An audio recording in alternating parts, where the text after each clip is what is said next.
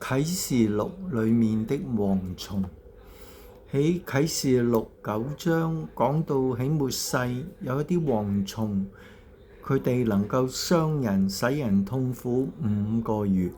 但係就唔會傷害額上有神印記嘅人。呢啲蝗蟲佢哋有好大嘅能力同埋好大嘅數量。會唔會係依家發展嘅最新嘅最犀利嘅人工智能嘅武器呢？就係將人工智能嘅無人機極微小化到好似一隻昆蟲，好似一隻蚱蜢蝗蟲咁大，然後就可以攻擊佢要指定所要攻擊嘅人，按面相、按瞳孔嘅形狀，按可能手掌嘅形狀，按我哋嘅聲線嘅聲浪嘅聲帶嘅波段嘅形狀嚟到發出攻擊呢？呢個係有人咁樣認為，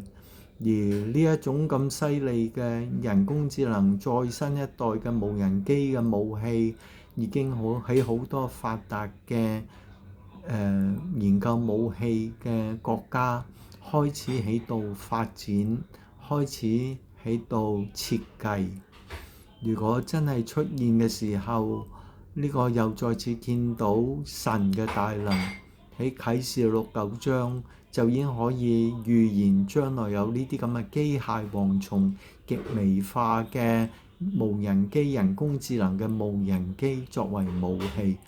但係值得留意嘅一點就係，如果有神印記嘅人，呢啲蝗蟲係唔會攻擊佢哋，使佢哋受痛苦嘅。